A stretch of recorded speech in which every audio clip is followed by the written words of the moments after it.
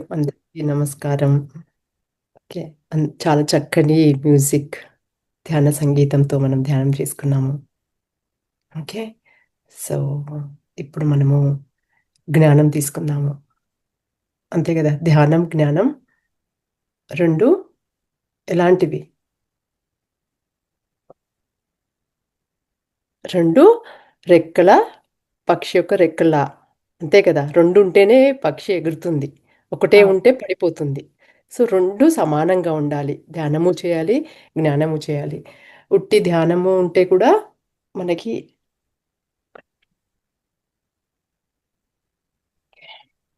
So, ఉట్టి జ్ఞానమే ఉండి ధ్యానం లేకపోతే కూడా అది ఉట్టి ఏమవుతుంది? నాలెడ్జ్ లెక్కనే ఉంటుంది. అది మనకి విజ్ఞానం కాదు.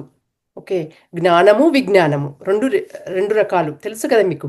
జ్ఞానం అంటే ఉట్టి చదువుకునేది జ్ఞానము. విజ్ఞానం అంటే మన అనుభవం పొందేది విజ్ఞానం. సో, అనుభవం లేని జ్ఞానం ఎందుకండి? అంతే కదా! అందుకే మనము అనుభవ జ్ఞానం తెచ్చుకుంటాం ఎప్పుడు. ఫస్ట్ జ్ఞానం తీసుకుంటాము, ధ్యానం చేస్తాము. అది మనకి ఆటోమేటిక్‌గా అనుభవంలోకి తెచ్చేసుకుంటాము. ఓకే. ఎందుకంటే ఈ 2 మనలోనే ఉంటాయన్నమాట. మన ఈ సృష్టి అంతా ధ్యానము, జ్ఞానంతో కూడున్నదే. అంతే కదా! ఈ విశ్వం ఉంది. మనం మాత, దేవుడు, గాడ్, పరమేశ్వరుడు అంటాము. ఉట్టి ఎనర్జీతోనే ఉందా?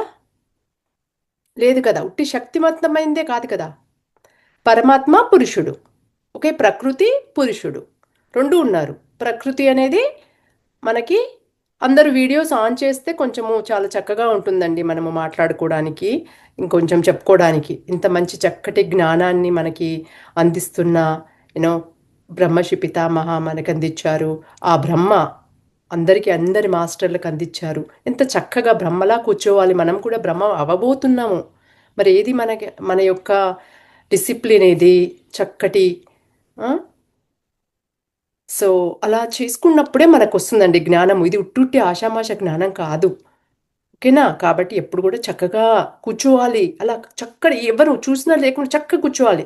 ఎలా డిసిప్లిన్ అంటే 2 కాళ్ళు చిన్న పిల్లోళ్ళు కూర్చుంటారు కదా స్కూల్‌లో అలా కూర్చోవాలి. అప్పుడే మనకి జ్ఞానము ఆ మాత అందిస్తది.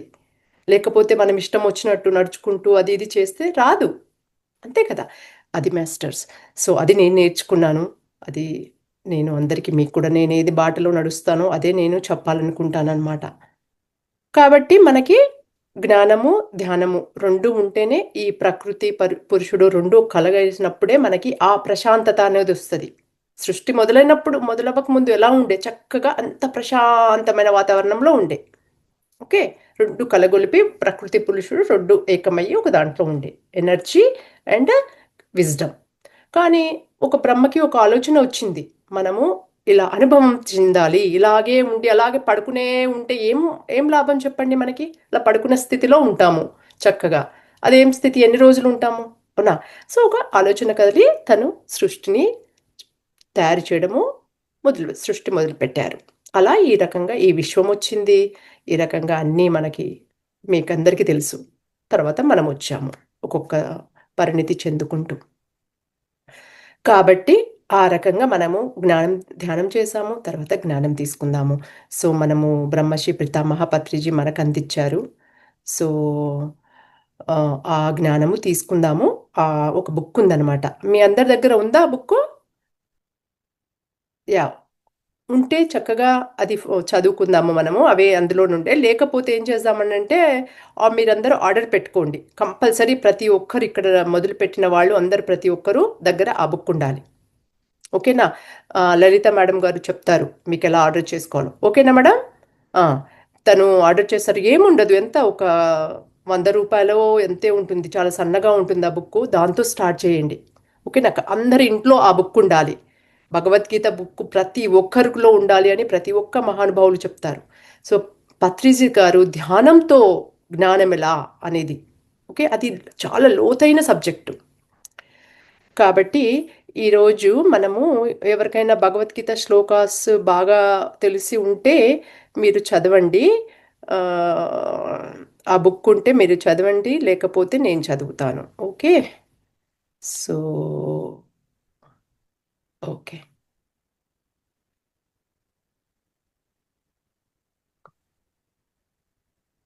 ఓకే. సో ఫస్ట్ ఆ బుక్ లో కొన్ని ముఖ్యమైన శ్లోకాలతో అమ్మా అందరికి వీడియోస్ ఆన్ చేసుకోమని చెప్తున్నాను. అందరి మొహాలు చూస్తేనే చక్కగా అనిపిస్తుంది అమ్మా. లేకపోతే ఇంత జ్ఞానం నా దాంట్లో నుండి కూడా రాదు. మీ యొక్క ఫేసులను చూస్తేనే నాకు చెప్పాలనిపిస్తుంది. మీరు పూర్తిగా జ్ఞానం వినాలి అని అనుకుంటే ఓపెన్ చేయండి, లేకపోతే ఎంత వస్తే అంతే.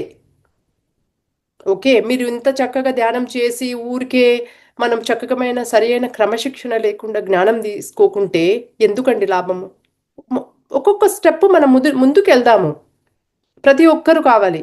లేకపోతే నెక్స్ట్ టైం నుండి ఐ డోంట్ థింక్ ఈ ఈ జ్ఞానం చెప్పడానికి నాకు కూడా అనువుగా ఉండదు. ఓకేనా? సో అందరూ అందరూ ఓపెన్ చేయాలి ఇప్పటి నుండి. ప్రతి ఒక్కరికి ఈ టైం వచ్చిందంటే, నాకు తెలుసు ఇండియాలో అందరికీ స్లీపింగ్ టైము. స్లీపింగ్ టైం ఎక్కడిదండి మనకి? నిద్రపోయేది ఎక్కడిది చెప్పారు? అదే చెప్పారా? పత్రిజీ గారు ఏం చెప్పారు? ఎవరైనా చెప్పండి. ఏంటి నైట్ నైట్ ఏంటిది మనకు? పగలేంటిది? రాత్రి ఏంటి? ఎవరికన్నా తెలుసా?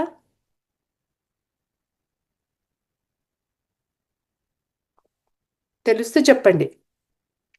లలిత, మీకు తెలుసా? చెప్పండి మేడం మీరే. మ్మ్.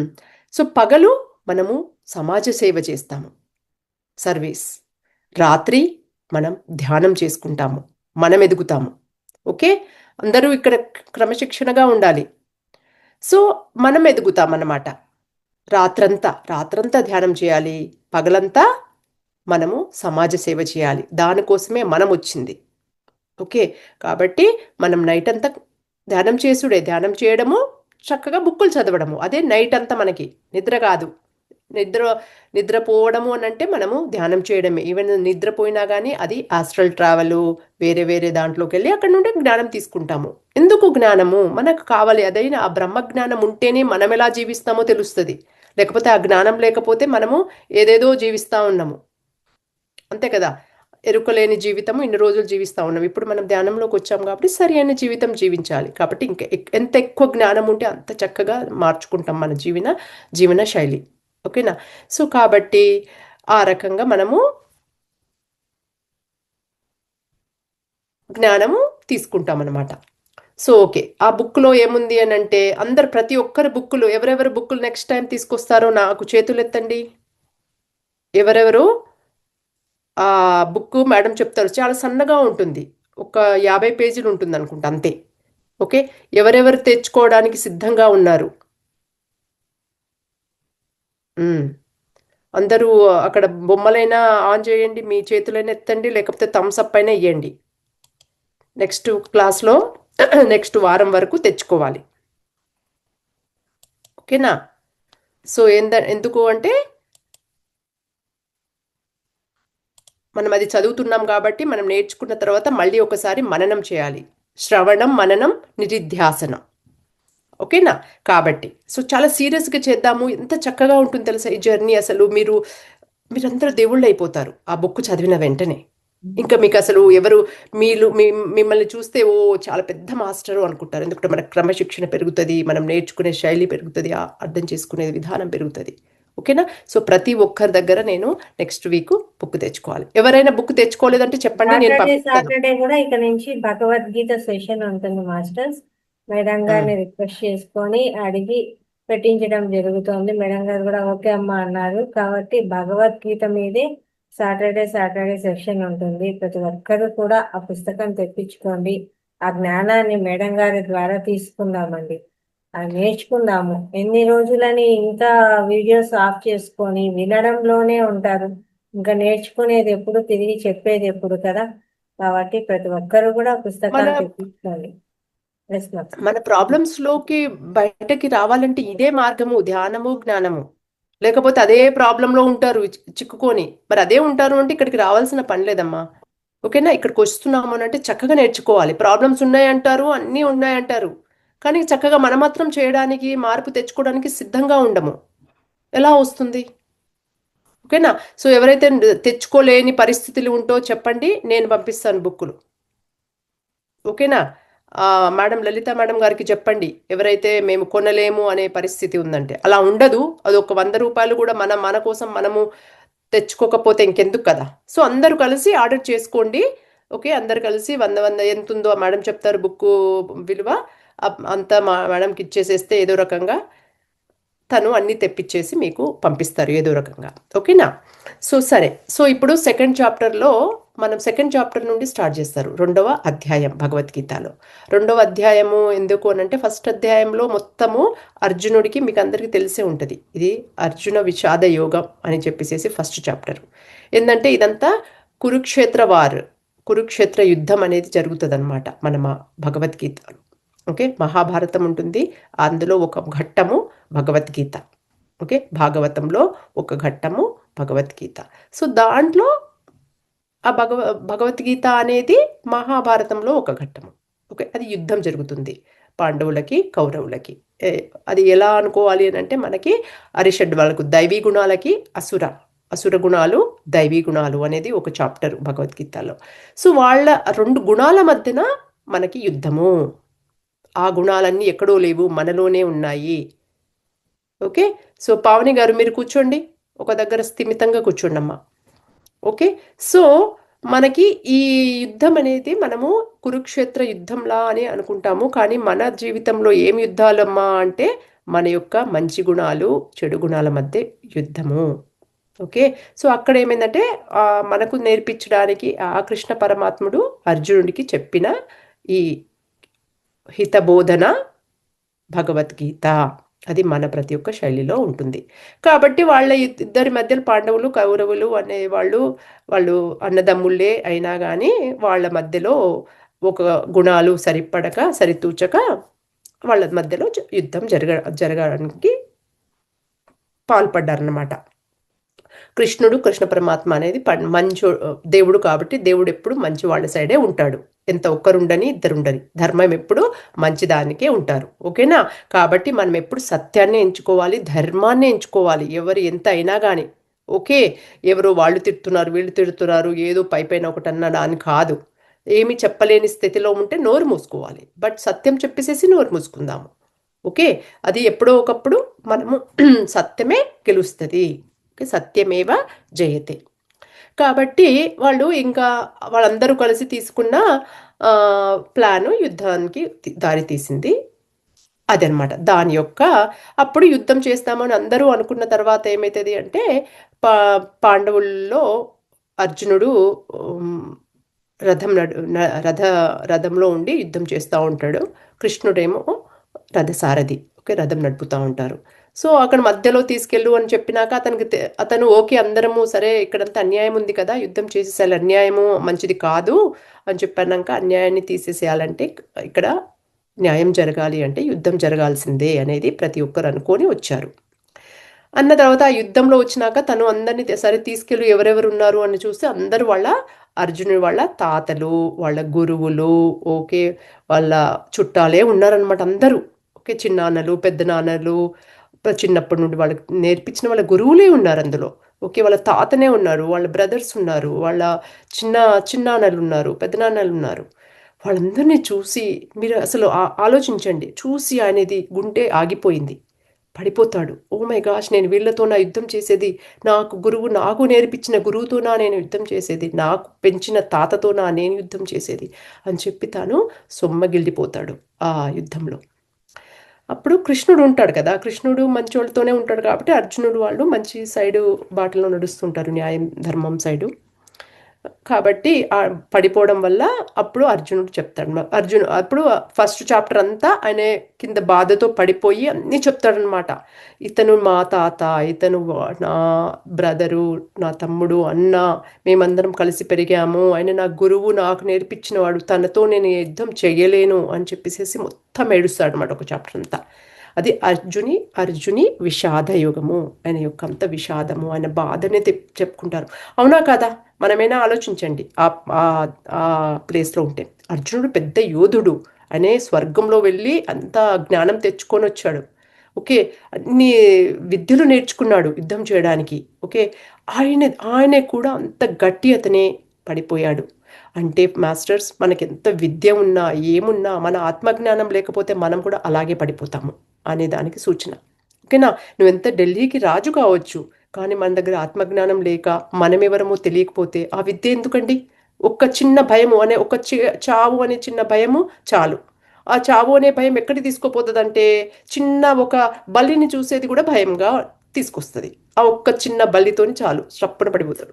ఎంతోమంది భయపడేటోళ్ళు. ఎక్కడి నుండి వస్తుందంటే చావు భయంతోనే అన్ని భయాలకు తీసుకొస్తుంది. ఓకే, నీ గుండె చిన్నగా ఉంటే చిన్న పురుగుని చూసి భయపడతావు. ఓకే, చిన్న బల్లిని చూసి భయపడతావు. సో అన్ని ఒకటే భయాలు ఉంటుంది మనకి, ఒకటే ప్రేమ ఉంటుంది, ఒకటే కోపం ఉంటుంది, అన్ని ఒకటే.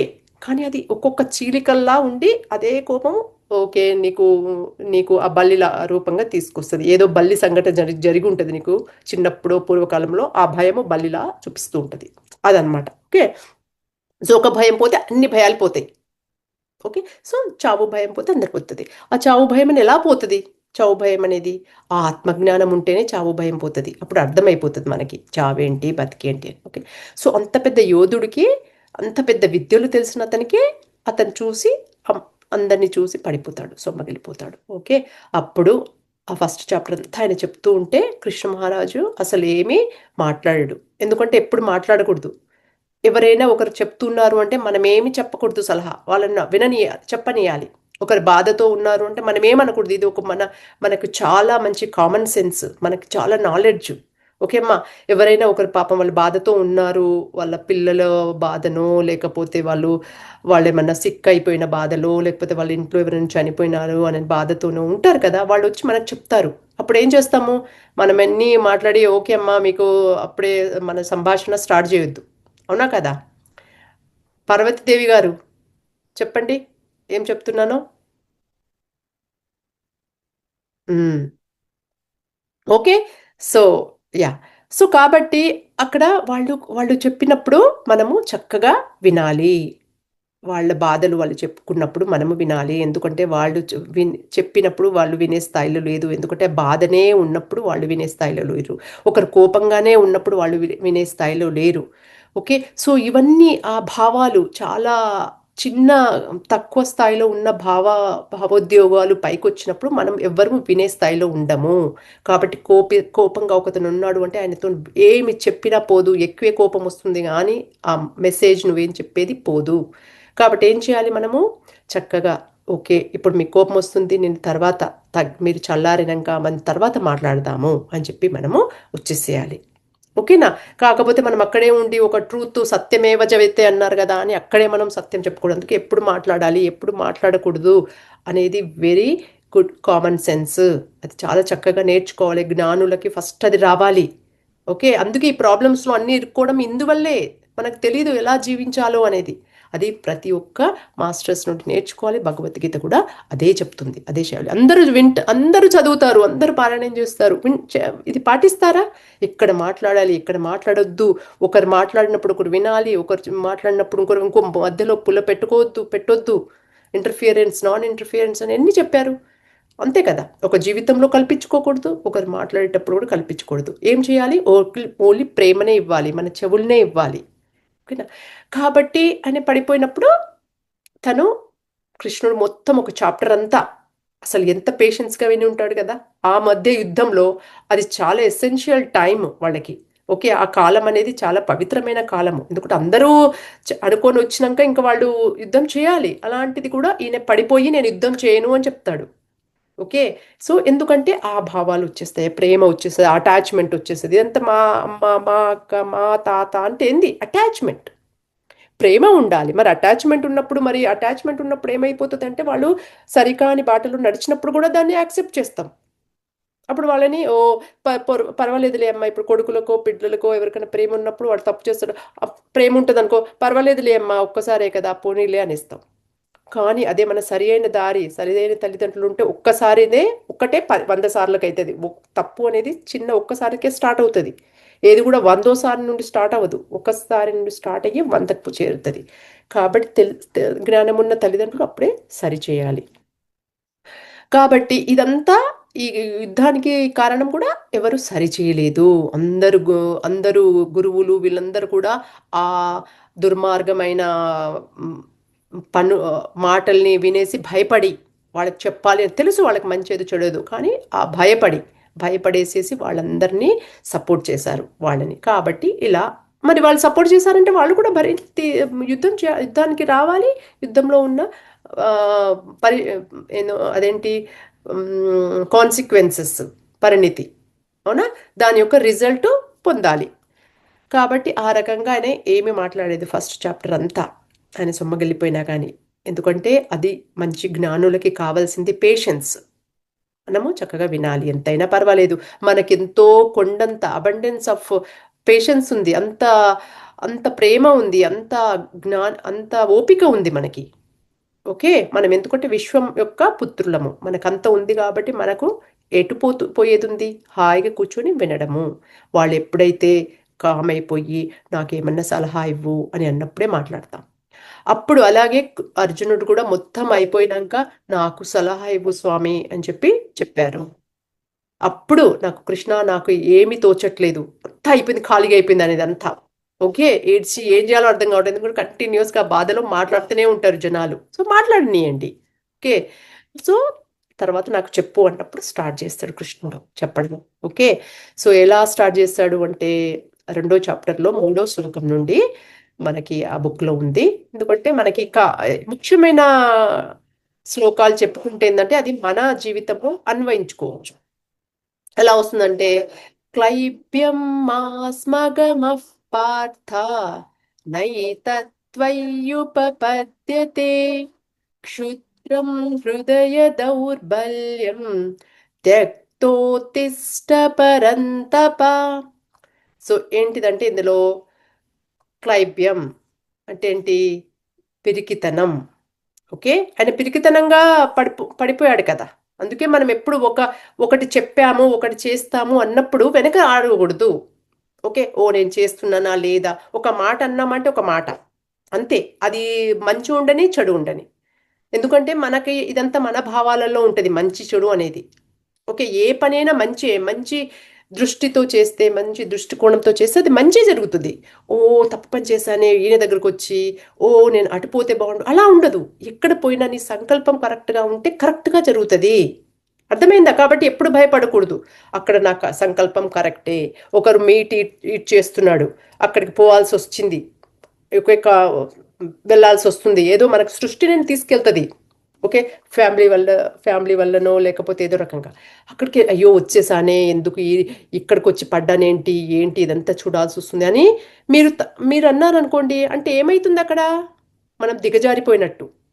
మన బాధలు వచ్చినప్పుడల్లా మనం దిగజారిపోతాం. అప్పుడేం దిగజారిపోయినప్పుడు మనకి ఏ ఆలోచన పనిచేయదు, బుద్ధి పనిచేయదు. ఓకే, అలాగే అర్జునుడు కూడా పాపము ఆయన బాధతో కుంగిపోయాడు కాబట్టి ఆయన మైండ్ పనిచేయలేదు, ఏం చేయదు, ఎంత విద్యలు ఉన్నా కానీ జీరో అయిపోతుంది. కాబట్టి మనం ఏం చేయాలి? ఈ జ్ఞానం వల్ల, జ్ఞానం వస్తే ఏ బాట అయినా కరెక్టే, నా సంకల్పం బాగుండాలి, ఇక్కడ కూడా నేను ఏదో చేసే పని ఉంది. ఎందుకంటే సృష్టి అంతా ఒకటే ఉన్నప్పుడు ఏ కారణంలో పోతేందమ్మా, ఒకటే కదా పని చేసేది.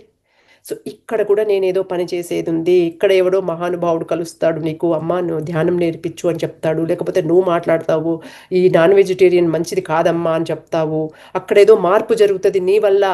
నువ్వు ఒక మాస్టర్లు ఏ ప్లేస్లో వెళ్ళినా ఒక మార్పు జరుగుతుంది. కాబట్టి మనం చాలా ఎరుకతోని అవేర్నెస్తోని ఉండాలి.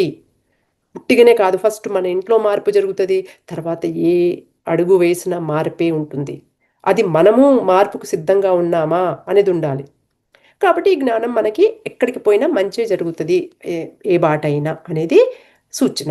కాబట్టి ఈ పిరికితనం అంటే తక్కువగా ఉండకు, ఎందుకు ఆలోచిస్తున్నావు, యుద్ధం చేస్తా అని అన్నాక ఆయన కింగిపోతాడు. ఎందుకంటే ధైర్యం లేదు, జ్ఞానం లేదు.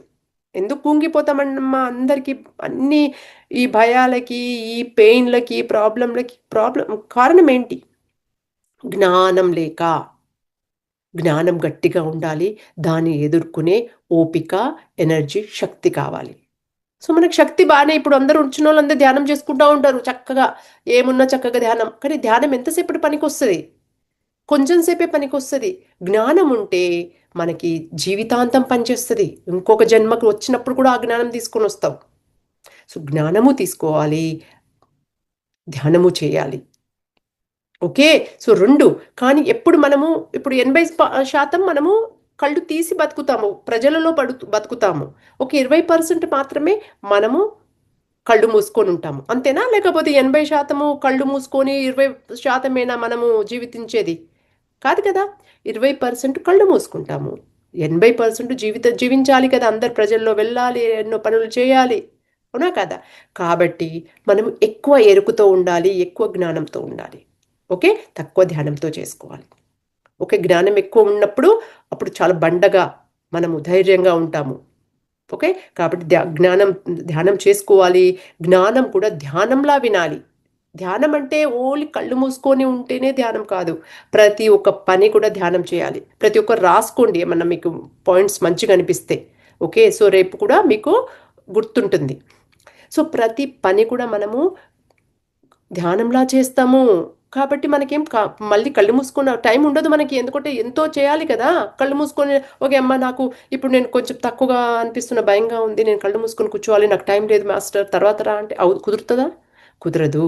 కాబట్టి ఏం చేయాలి, మనము చాలా ముందే ప్రయాణం చాలా గట్టిగా ఇగో ఇప్పుడు ఇప్పుడు నేర్చుకునే స్థాయిలో బాగా గట్టిగా నేర్చేసుకోవాలి. మనం ఎన్ని ఎన్ని పెద్ద పెద్ద పనులు చేసేది ఉందో. ఓకే, అంతేగాని ఒక మాస్టర్ వచ్చినప్పుడు ఓ నా ఎనర్జీలు అన్నీ పోయినాయి, నా శక్- శక్తి అంతా వృధా అయిపోయింది అని అంటుంటే ఏమ ఏమనిపిస్తుంది? కాబట్టి రోజు ఇంట్లో ఎంత సాధ్యమైతే అంత గట్టిగా నేర్చుకొని గట్టిగా ధైర్యం చేసుకొని ఆ పిరికితనం నుండి బయటకు రావాలి. ఒక పని చేసినామంటే ముందుకే వెళ్ళాలి. ఓకే, సో ఈయన పని చేస్తానని చెప్పాడు, అక్కడ పడిపోయాడు. ఏమిటని ఇప్పుడు యుద్ధం లేదు అని అంటే ఏమంటారు? ఇంకా ఘోరమైన మీరందరు పిరుకులు అని మంచోళ్ళు వీళ్ళు. అంతేగాని అందరూ ఒక చెప్పేస్తారు కదా, ఓ మీరు ఓడిపోయారు, మీరు వచ్చి మీరందరూ ఏడుస్తున్నారు, మేము ధైర్యంగా ఉన్నాము అని అనుకుంటారు. కాబట్టి ఏమంటుంది, ఇది చాలా మంచి శ్లోకము మన జ్ఞానానికి. సో ఎప్పుడు ఒక పని స్టార్ట్ చేసావంటే పిరికిగా పడిపోకు. అది పిరికి వాడు చేసే పని. ఓకే, క్లైబ్యం అంటే పిరికితనం. సో షో పరంతప, శత్రువుని తపించేవాడా అంటే పరంతప అని చెప్తున్నాడు అందులో. ఓకే, ఓ పరంతప, త్యక్తోత్తిష్ట పరంతప అంటే శత్రువుల్ని ఎదురిచ్చేవాడివి నువ్వు. అంత అంత జ్ఞానాన్ని అంత విద్యను నేర్చుకున్నవాడివి. విద్యలు ఎందుకు నేర్చుకుంటారు? శత్రువుని ఎదిరించడానికే కదా. సో నువ్వు అంత నేర్చుకున్నవాడివి, నువ్వు అలా పడిపోతే నీకెలా అని చెప్పేసేసి అక్కడ స్టార్ట్ చేశాడనమాట. సో నీకు అది తగదు, ఉపపద్యతే బాబు, నువ్వు అలా చేస్తున్నది నీది సరికాను. ఒక మాస్టరు వెళ్ళి ఇలా ఓ నా నేను నేను అసలు ఎనర్జీ కిందకి అయిపోతుంది, లేకపోతే నేను సిక్కున్నా అదున్నా అంటే ఎవడైనా వస్తాడా మన దగ్గర? కాబట్టి మనకు ఆల్ మాస్టర్స్కి మీరందరూ జ్ఞానంలో ఉన్నారు, బాగా నేర్చుకోవాలి చక్కగా. ఎన్ని సమస్యలున్నా నేర్చుకోవాలి. ఓకే, అవమానాలు వచ్చినా కానీ ఇదే కదా మనకు తెలిసిపోయింది, ధ్యానము జ్ఞానము. అవమానాలు వస్తుంటాయి. ఓకే, మనం ఎందుకంటే తెచ్చుకున్నాం కాబట్టి, కైనా దానికి ఎదురియకుండా ఏం నేర్చుకోవాలి, ఈ అవమానాల నుండి నేర్చుకొని ముందుకెళ్ళాలి. అప్పుడే నీ ఎదుగుదల ఉంటుంది. ఓకే, అంతేగాని మా వాళ్ళు ఉన్నారు అని చెప్పి ఎన్ని సంవత్సరాలు మా వాళ్ళు ఇక్కడ వచ్చిన వెంటనే ప్రయాణం సాగించాలి, బాగా ఫాస్ట్ అర్థం చేసుకోవాలి. ఓ ఇదేదో తెచ్చుకున్నాను కానీ ఇది నేను కాదు, నేను ఆత్మని. ఓకే, అని ముందుకి వెళ్ళాలి మనము రోజు. సో అప్పుడు మనకి ఒక మంచి పని చేస్తాము, మనం ఎందుకు వచ్చామో ఒక పర్పస్ ఉంటుంది మనకి, ఒక జీవన ధ్యేయం అనేది మనకు ఉంటుంది. మనందరి జీవిత ధ్యేయం ఇదే, ధ్యానం చేసుకొని మనం ఎవరో తెలుసుకొని నలుగురికి పంచడం. మరి అది ఎప్పుడు చేస్తాము? ఇంకా నేర్చుకునే స్థాయిలోనే ఉంటే ఎన్ని రోజులు అవుతుంది చెప్పండి, మళ్ళీ వస్తారు. ఓకే, అందుకే ప్రతి ఒక్కరూ సర్వీస్ ఇచ్చే స్థాయికి ఎదగాలి. ఏ వస్తే ఏ నేర్పించండి ధైర్యంగా. ఓకే, బి వస్తే బి నేర్పించండి. ధ్యానం వచ్చు అందరికీ నేర్పించండి ఖచ్చితంగా. ఓకే, ఇంట్లో వాళ్ళు వస్తాయి పరిస్థితులు, ప్రతి ఒక్కరు ఈ ఈ పరిస్థితులు మనం తీసుకున్నామంటేనే మనము ఎదగడానికి తీసుకున్నాము. ఎస్, పరిస్థితులు లేవు అని అంటున్నారు అని అంటే మనం ఎదగలేము. పరిస్థితులు తెచ్చుకున్నామంటే ఎస్, అదే నీకు పరీక్ష, ఎదగడానికి పరీక్ష. అంతే కదా, ఎదుగుతున్నామంటే పరీక్షలు కావాలి. మరి దాన్నే పరీక్ష అని అనుకోని అలాగే ఉంటావా? ఓ ఫెయిల్ అవుతున్న, చాలా కష్టంగా ఉంది అని అక్కడే ఫెయిల్ అయ్యి ఎన్నిసార్లు రాస్తాం ఎగ్జాము? అది. కాబట్టి ఈ శ్లోకంలో నీకు అది తగదు, నువ్వు ఎంతో యోధుడివి, ఎన్నో విద్యలు తెలుసుకున్న వాడివి పరంతపా అని ఎంత చక్కగా చెప్తున్నాడు చూడండి. క్షుద్రం, ఈ తుచ్చమైన మనుషులు. ఓకే, ఈ మనుషులను చూసి నువ్వు ఎందుకు భయపడుతున్నావు? నీ గురువే కావచ్చు, మరి గురువు అన్నప్పుడు గురువులా చేశాడా? మరి గురువులు అన్నప్పుడు ఏది మంచి ఏది చెడు అనేది తెలియాలి కదా. మరి తెలియని వాడు అదేం గురువు. సో అవన్నీ తెలవాలి. ఓకే, మనకు అందుకే మనం గురువులు ఎంచుకున్నప్పుడు కూడా ఒకసారి మనము చాలా చక్కగా ఎవరు మనకైన సరి అయిన గురువు అనేది తెచ్చుకోవాలి. ప్రతి ఒక్కరి నుండి నేర్చుకోవాలి. ఫస్ట్ తెలివందే ఓ మా ఫ్రెండ్ చెప్పింది అది కాదు కదా, ఒకసారి వినాలి, చక్కగా వినాలి. ఏం చెప్తున్నారు మాస్టర్ అసలు బాగా విని ఖచ్చితంగా అప్పుడు మీరు డిసైడ్ చేసుకోవాలి. ఓకే, బట్ ఫస్ట్ అయితే వినాలి, అప్పుడే మీకు తెలుస్తుంది.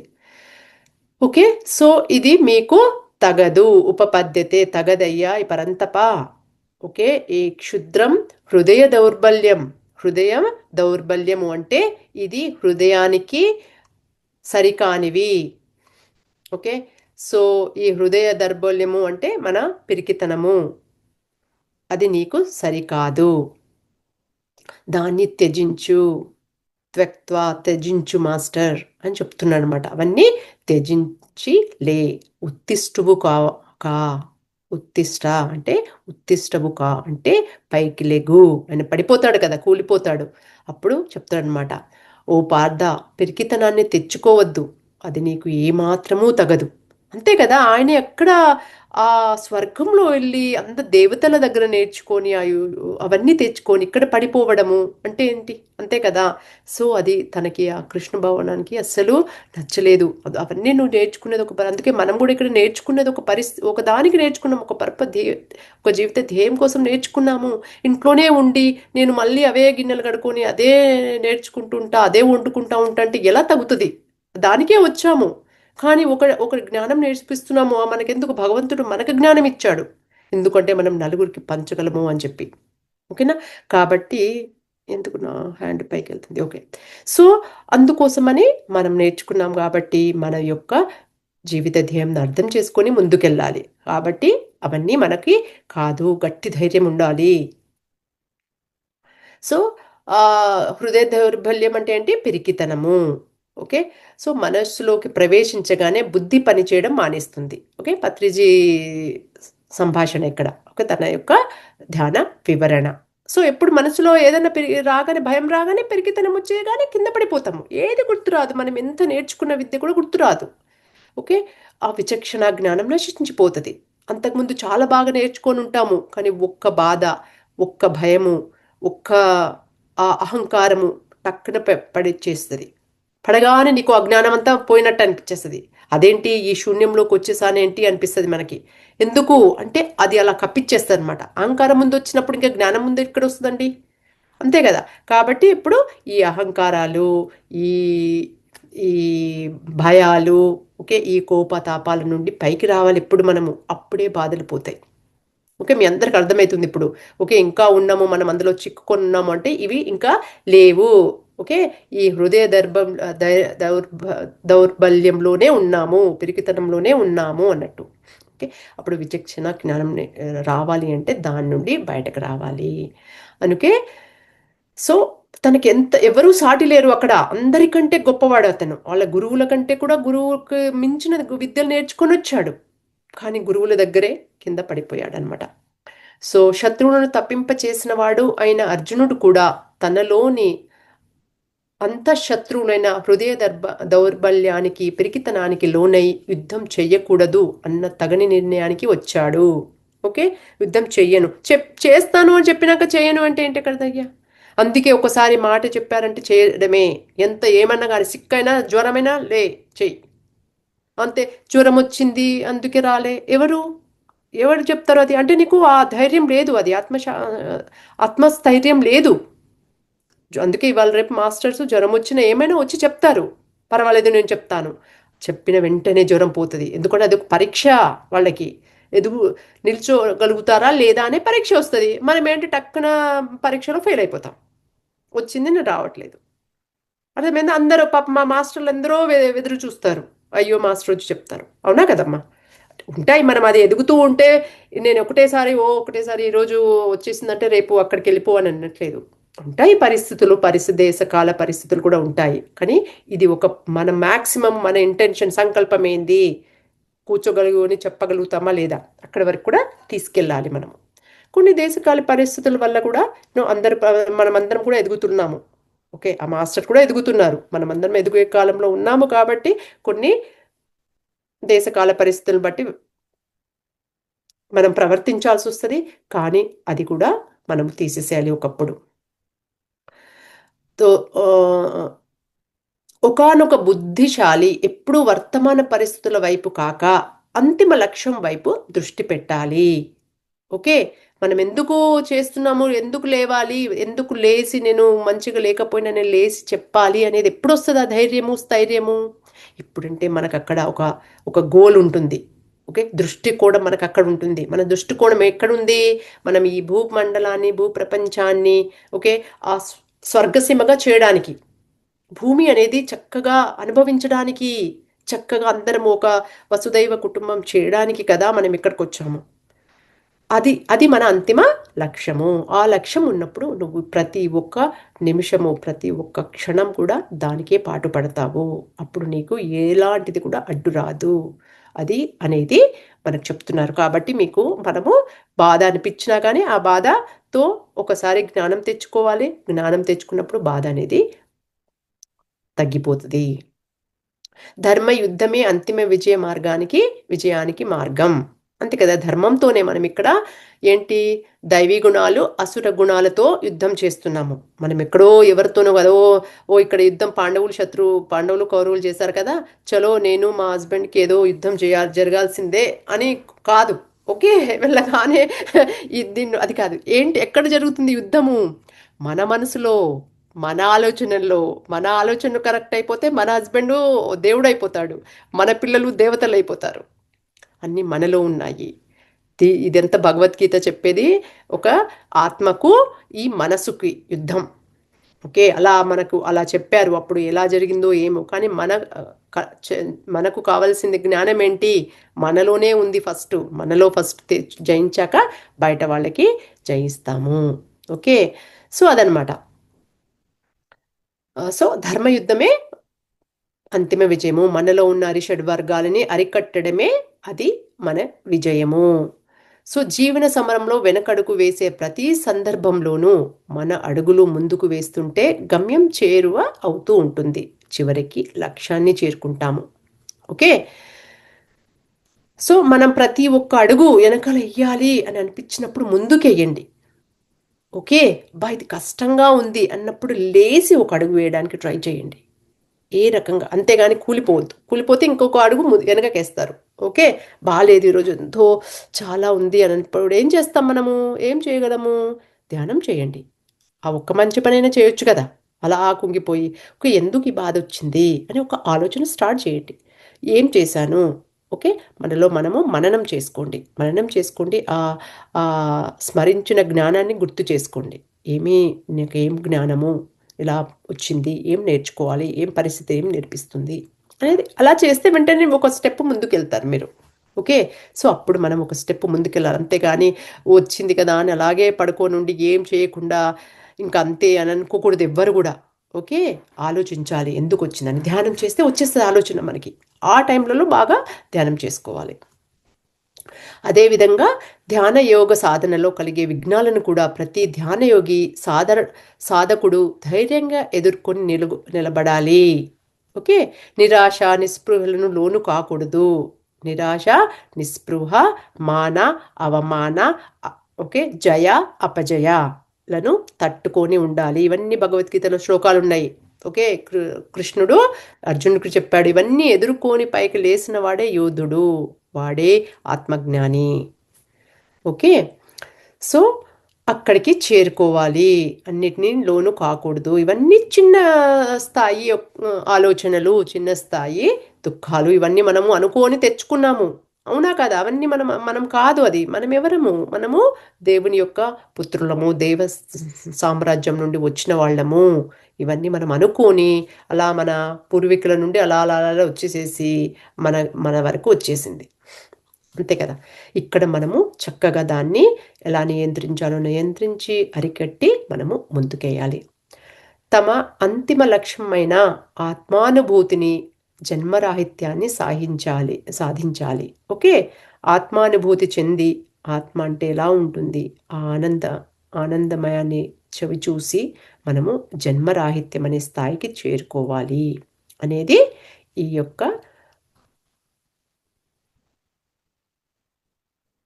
యొక్క శ్లోకం యొక్క వివరణ. ఓకే, ఎవరికన్నా ఇంకా టైం ఉందమ్మా మనకి? ఎంత టైం ఉంది? ఇంకోటి చెప్పుకుందామా? దాని గురించి నేను అడుగుతున్నా. 10:30 వరకు. ఉందా? అంటే ఎంత? 10:30 అంటే ఇంకొక 15 మినిట్స్, 15 నిమిషాలు. ఓకే, అయితే ఇంకొకటి చేసుకోవచ్చు. ఓకే, ఎవరికన్నా ఇందులో ఎవరికన్నా డౌట్ ఉందా ఇప్పటి వరకు చెప్పిన ఒక శ్లోకానికి? క్లియర్గానే ఉందా? అందరికి అర్థమవుతుంది కదా? అందరు థమ్స్ అప్ లైనా ఇవ్వండి. వీడియో ఆన్ చేసుకోండి. అర్థమైందా అందరికి చెప్పండి. ఎంత చక్కగా good job, good job Radhakrishna గారు, చాలా చక్కగా. Thank you. మీరు చాలా చక్కగా, నేను మీ క్రమశిక్షణనే గ్రహించాను. నేను ఎవరిని పట్టించుకోవట్లేదు. ఒక్క ఒక్క ఒక్క ఆత్మజ్ఞాని ఉంటే చాలు దేశం అంతా బాగుపరచడానికి. Okay, so very good, thank you so much. Good, good job. Okay, అందరు చక్కగా వినండి. ఇది చాలా లోతైన సబ్జెక్టు. పత్రి సార్ ఎంత డీప్గా తనకి అందరికీ చెప్పాలి అని చెప్పి, అది ఎంత ఎన్లైటెడ్ మాస్టరు. తన యొక్క భావాలను ఇంత చక్కగా మనకి అందిస్తున్నారు. మనం ఏం లేదు, వినేసేసి మనంలో అనువదించుకోవడమే మనం చేయాలి. ఓకే, సో మళ్ళీ ఇంకొక నెక్స్ట్ శ్లోకం ఏం చెప్తున్నారు అంటే 11th శ్లోకము. ఓకే, సెకండ్ చాప్టర్లో 11th శ్లోకము. సాంఖ్యయోగం, రెండో చాప్టర్ పేరు సాంఖ్యయోగము. ఫస్ట్ చాప్టర్ పేరు ఏమంటే అర్జున విషాదయోగము. ఓకే, సాంఖ్యయోగము అని అంటే ఇక్కడ 2. సాంఖ్య అంటే ఎందుకు వచ్చింది అంటే నంబరు, సంఖ్య అంటే నంబర్ కదా. సో నంబర్ అంటే ఏంటి? ఇంకొక నంబర్ ఉంటేనే నంబర్ అంటారు, అంతే కదా. 0 ఉంటే దాన్ని నంబర్ అన్నారు. సో సాంఖ్య అనేది నంబర్తో వచ్చింది కాబట్టి దాన్ని సాంఖ్యగా గుర్తించారు. అంటే 2 ద్వంద్వాలు. ద్వంద్వం గురించి, ఇదంతా ప్రకృతి అంతా ద్వంద్వమయం కదా, అవునా కదా? ప్రకృతి, పరమాత్మ, పురుషుడు. సో ద్వంద్వం ఉంది, కానీ మనమెవరము? ఈ ద్వంద్వాతీతం. ఓకే, ద్వంద్వానికి పైన ఒకటి, అవునా కదా? దానికి పైన. సో ఇక్కడ ఏంటంటే మన అరిషడ్ వర్గాలు, దేవి అసుర గుణాలు, మంచి చెడు, మాన అవమానాలు, ఓకే, విజయము అండ్ అపమానాలు, ఓకే, ఇవన్నీ వస్తూ ఉంటాయి అన్నమాట. జయ అపజయాలు, అవన్నీ రెండు ఉంటాయి. ఏది తీసుకో, ఈ దేశంలో ఈ సృష్టిలో 2 ఉంటాయి.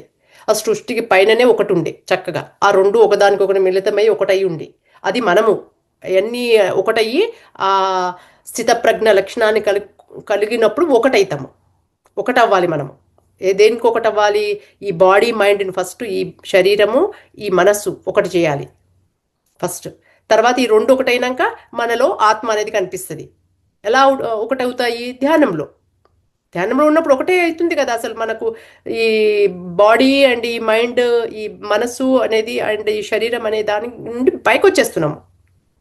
అనుభూతి చెందుతున్నారు కదా మీరు ప్రశాంతంగా. ఏమి నాకు మన శరీరం ఉన్నట్టు అనిపించదు, మనసు ఉన్నట్టు అనిపించదు, ఆలోచనలు ఉన్నట్టు అనిపించదు. అలా ఒక ఆకాశంలో అలా ఒక స్టార్ ఎలా ఉంటుందో అలా ఉంటాం, అంతే, ఏమి అనిపించదు. అప్పుడు అదేందన్నట్టు ఏం భావం అది మన మనసు అనేది అండ్ ఈ శరీరము ఒకటైన భావము. అప్పుడు మనము ఆత్మ అనుభూతి చెందుతాము. అప్పుడే మనకు ప్రశాంతత వస్తుంది, అప్పుడే మనకు ఆనందం వస్తుంది. ఆ ప్రశాంతత, ఆనంద అనుభూతే ఆత్మానుభూతి. ఓకేనా? అప్పుడు మనకు తెలుస్తుంది ఆత్మ అనేది. కాబట్టి మనమందరము ఆ అనుభూతి ఆల్రెడీ చెందుతున్నాము.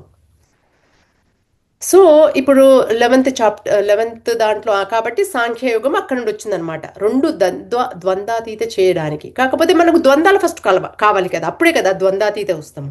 ఓకే, అందుకే మనం అంటాము, నేను చాలా మంచోడిని, ఏంటో ఇందులో వచ్చి పడ్డానేంటి అంటాము. నాకు కూడా ఉండే అది. ఏంది ఇంత మంచిదాన్ని, ఇందులో వచ్చి పడ్డా, ఎందుకు పడ్డా, మరి నేను నేర్చుకునేదానికి ఏంది లాభము? ఇంత బాగా చక్కగా నేర్చుకున్నాను కష్టపడి, మళ్ళీ ఇదేం గోసా అని అనిపించేది. అప్పుడు అర్థమైంది నాకు, 2 తీసుకొని ఈ భగవద్గీత శ్లోకాల వల్ల మాస్టర్స్ చెప్పడం వల్ల 2 తెలిస్తేనే అప్పుడు నా బుద్ధి పనిచేస్తుంది, ఏది నేను ఎంచుకోవాలి అని. ఒకటే ఉంటే బుద్ధి పనిచేయదు, ఎందుకంటే అందరూ వచ్చి మోసం చేసేస్తారు. 2 కావాలి. 2 వచ్చినప్పుడు నీకు ఏది మంచి ఏది చెడు అని తెలిసి పైకి వెళ్తావు. లేకపోతే నీకు ఒకటే తెలుపే ఉందనుకో, తెలుపు యొక్క ప్రత్యేకత తెలుస్తుందా? తెలీదు. అదే నలుపు ఉందనుకో, అబ్బా తెలుపు ఎంత బాగుందో అనిపిస్తుంది. ఎప్పుడు తెల్లగానే సూర్యుడు ఎప్పటికి ఉంటాడు అనుకో, దాని యొక్క ప్రత్యేకత తెలుస్తుందా మనకి? అసలే తెలీదు. ఏమో లే, అలా ఉంది, అలా నేను చక్కగా చేసుకుంటున్నా. అదే నీకు డార్క్ అయిందనుకో, ఒకరోజు మబ్బులు కమ్మేసేసి ఒకరోజు సూర్యుడు రాడనుకోండి, కనిపించడు. రాడు అంటే సూర్యుడు ఎటు రాడు పోడు అని అన్నారు, మబ్బులు కమ్మేస్తాయి. సూర్యుడు ఎప్పుడూ తన పని చేస్తూనే ఉంటాడు. ఆత్మజ్ఞాని ఎలా అయితే చేస్తూ ఉంటారో సూర్యుడి నుండి నేర్చుకుంటాం మనము. తను ఏది ఏమైనా అది అలాగే ఉంటుంది ప్రకాశవంతంగా. మరి ఎలా మనకెందుకు అలా డార్క్, ఒకసారి ఓ చలి చలిగా ఉంటుంది, ఒక్కోసారేమో అంత పిచ్చి పిచ్చిగా అనిపిస్తుంది మన మనసు, చీకటి చీకటిగా ఉంటుంది. ఎందుకు అవుతుంది చీకట్లి? ఇది సూర్యుడి మాయనా? సూర్యుడి మాయ కాదు, మబ్బులు వచ్చి కమ్మేస్తాయి. మబ్బులు ఎందుకు కమ్మిస్తాయి అంటే అప్పుడు ఒక రెయిన్ రావాలో లేకపోతే అక్కడ ఒకటి జరగాలన్నమాట. సృష్టికి కూడా ఒక పని ఉంటుంది కదా, కార్యక్రమాలు అవి వాటింతట అవి చేస్తూ ఉంటాయి. కాబట్టి నేను ఫస్ట్ అనుకున్నా, అదే ఒక దగ్గర ఒకసారి ఇదే భగవతి చదువుతుంటేనే నేను అనుకున్నా, ఓకే సూర్యుడే డార్క్ చేస్తాడు, లైట్ ఇస్తూ ఉంటాడు అని అనుకునేదాన్ని అప్పుడు ఫస్ట్లో. తర్వాత లేదు లేదు, సూర్యుడు డార్క్ నైట్ చేసేది ఏంది, సూర్యుడు ఎప్పుడు అక్కడే ఉంటాడు. యాక్చువల్గా మనకు పగలు లేదు, రాత్రి లేదు. అందుకే మన ధ్యానులందరూ పగలు రాత్రిని రెండింటిని అతీతంగా పోతారు. నిద్ర అనేది లేదు. నిద్ర వస్తుంది ఎవరికైనా ఆవిలింత వస్తుంది అంటే వాళ్ళ ఫుడ్లో లోపము, లేకపోతే వాళ్ళ ఆలోచనలో లోపము. అందరికీ ఎవరికి కూడా ఆవలింతలు రావద్దు. వచ్చే స్థాయి ఉన్నట్టు పర్వాలేదు, కానీ మనం ఆవలింత లేని స్థాయికి వెళ్ళాలి. ఆవలింత ఎప్పుడు వస్తుందంటే నీ ఫుడ్లో మార్పులు తేవాలి, ఆలోచనలో మార్పు తేవాలి. ఓకే, సో అవి వస్తున్నాయి అంటే బయటకు వస్తున్నాయి అన్నట్టు అంతా లోపటివి. ఓకే, కానీ మనము ఆ స్థాయి వచ్చింది అంటే మనం ఇంకా ఎదగట్లేదు. అమ్మో ఏంటి ఈ ఘోరమైన నిద్రలో ఉన్నాము. ఓకే, గుడాకేశ, అర్జునుని గుడాకేశ అంటారు. మనకు ఒక మాస్టర్ కూడా ఉంటారు, గుడాకేశ మాస్టర్. నత్రింద నిద్రపో ధ్యానమే. అంతే కదమ్మా, మన బాడీకి ఏం కావాలి? ప్రశాంతత కావాలి. ప్రశాంతత చక్కగా ఇస్తున్నాము, విత్ ఎనర్జీ, శక్తితో ఇస్తున్నాము. ఇంకేం కావాలి బాడీకి? మనం అనుకుంటాం ఒక బాడీకి ఓన్లీ ఫుడ్డే కావాలి, నిద్ర కావాలి. కానీ అసలు అదా? బాడీకి కావాల్సింది రెస్ట్ అండ్ ఎనర్జీ, శక్తి. ఆ శక్తి ఫుడ్తో రాదు. ఫుడ్తో ఎంత కావాలో అంత వెరీ పరిమితం. మనం ఈ భూమాతకి కనెక్ట్ అయి ఉండాలి. కాబట్టి దానికి భూమాతకు కనెక్ట్ అయ్యేంత వరకే ఉండాలి. అంతేగాని మొత్తమే భూమాత కాదు కదా మనకి. ఏముంది, పంచభూతాల కలయిక ఈ ఈ శరీరము, ప్రాణము పంచభూతాల కలయిక, ఈ శరీరం కూడా పంచభూతాల కలయిక. కాబట్టి అన్ని భూతాలు కావాలి మనకి. ఒకటే భూతం తెచ్చుకొని నిద్ర, పడుకోవడము అండ్ తినడము అంటే ఏందన్నట్టు ఒక్క అందుకే అందరినీ ఒక భూమినే తీసుకుంటున్నట్టు. అప్పుడే భూమికి బరువైనవి అంటాము అందరూ. కరెక్టే, మీనింగ్స్ కరెక్ట్గా ఉన్నాయి. ఎందుకంటే భూమి కాదు, ఇప్పుడు మనము వాయువు తీసుకోవాలి, భూమి ఎంత కావాలో భూమి. నీళ్ళు మన బాడీలో నీళ్ళ శాతము 70% ఉంటుంది, అంతే కదా. అలాంటప్పుడు మనకి భూమి శాతం ఎంత, మన గాలి శాతం ఎంత, ఒక మన ఉష్ణ శాతం ఎంత, అవన్నీ శాతాలు ఉన్నాయి కదా. అలాంటప్పుడు భూమి శాతం చాలా తక్కువగా ఉంటుంది. కాబట్టి చాలామందికి ఆ భూమి శాతం లేకుండా కూడా ఈ పంచభూతాలలో కూడా భూమి ఉంది. ఈ మన వాయువులో పంచ ప్రాణాలు ఉంటాయి కదా మనకి. ఆ ప్రాణంలో కూడా పంచభూతాల కలయికే ప్రాణము, కాకపోతే చాలా సూక్ష్మ రూపంలో ఉంటుంది. భూమి కూడా ఆ సూక్ష్మ రూపం నుండే వచ్చింది ఫస్ట్. అవునా కదా? అందరికి అర్థమవుతుందా? భూమి ఎక్కడ ఏమో వచ్చేసేసి ఒకటే ఎక్కడ నుండన్నా వచ్చేసిందా? ఆల్రెడీ ఉందా? భూమి లేదు, అంత సూక్ష్మంగా ఉంది. ఆకాశం ఎలాగుందో అలా భూమి. అందులో నుండి ఈ యూనివర్స్, ఈ ప్రపంచం వచ్చి, ఈ నక్షత్రాలు వచ్చి, నక్షత్ర మండలాలు వచ్చి, అవన్నీ ఒకరినొకటి ఢీకొని అలా అయి భూమండలం అనేది ఏర్పడ్డది. ఓకేనా? సో ఆ భూమండలం కూడా అక్కడ నుండే వచ్చింది. కాబట్టి పంచభూతాలు కూడా అక్కడ నుండే వచ్చాయి. సో అందరికీ కొంతమంది యోగులు ఉట్టి పంచభూతాల నుండి, ఆ పంచ ప్రాణాల నుండే బతుకుతారు. అందులో ఏమైనా విశేషం ఉందా? బతకగలం కదా, కానీ అక్కడికి మనము చేరుకోవాలి. చాలామంది యోగులు ఒకటే, మనమందరం యోగులు అవుతున్నామంటే ఒక పూట తినాలి. ఒకటి స్పిరిచువల్ టాబ్లెట్లో డాక్టర్ జీకే సార్ చెప్పారు, రోగి, యోగి, భోగి. రోగి 3 పూటలు తింటాడు, భోగి 2 పూటలు తింటాడు, ఎంజాయ్ చేస్తాడు. అది యోగి ఒక్క పూట తింటాడు. ఓకేనా? సో ఆ స్థాయికి ఎదగాలి మనము. ఏ స్థాయిలో ఉన్నామో చూసుకోండి. ఇంకా 3 పూటలే తింటున్నామంటే ఇంకా చాలా ఎదగాలి. ఇంకా భూమికే దగ్గర అయి ఉన్నారు మనము. కరెక్టే, ఓకేనా? సో అది మాస్టర్స్. కాబట్టి మనము సాంఖ్య యోగము, ఆ ద్వంద్వాతీత రావడానికి ఇక్కడ అన్ని మంచి చెప్తాడు, చెడు చెప్తాడు, మంచి బాధలు చెప్తారు, మనమెవరు, మనసు ఏదో చెప్తారు, ఆత్మ ఏదో చెప్తుందన్నమాట. ఓకేనా? సో సెకండ్ చాప్టర్లో 11వ శ్లోకము. ఓకే.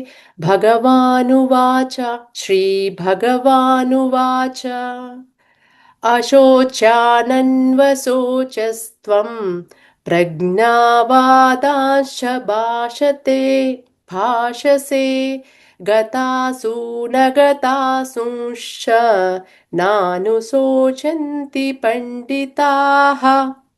సో ఒక్క అక్షరం కూడా పొల్లిపోకూడదమ్మా. ప్రతి ఒక్క అక్షరాలలో కూడా ఇవి ఆ ఆ శక్తి, ఓకే, ఆ ప్రకృతి యొక్క శక్తి ఇమిడి ఉందన్నమాట. శ్రీ అనేది కూడా మర్చిపోకూడదు. శ్రీ దాంట్లో చెప్తే ఎంత బాగా సిరి సంపదలు వస్తుంది మనకి, ఆ జ్ఞాన ఆ ఎనర్జీ వస్తుంది శ్రీలో కూడా. కాబట్టి మనం చదివేటప్పుడు చాలా చక్కగా చదవాలి. ఎప్పుడైనా మీరందరు బుక్కులు తీసుకొని మీ అందరికీ చదివేది కావాలంటే కూడా మనము మళ్ళీ, అందుకే నేను చెప్తున్నాను, ఓకే, మనం కూడా ఉచ్చారణ ప్రాక్టీస్ చేసుకుందాము. ఓకేనా? సో చాలామంది మాస్టర్స్ అందరూ ఉచ్చారణ చేసుకుంటున్నారు. చేసుకోవడంలో వల్ల కూడా మనకి చాలా శక్తి అనేది వస్తుంది. మనలో ఉన్న ఆరిషడ్ వర్గాలు అన్నీ విడిపోతాయి. ఓకేనా? సో అది. సో ఈ శ్లోకంలో ఏం చెప్తున్నారు అమ్మా అంటే, అశోచ్యాన్, ఓకే, అంటే శోకింపదగది కాదు. ఓకే, ఇది వారి గురించి నువ్వు శోకించడము సరికాదు. అంతే కదా?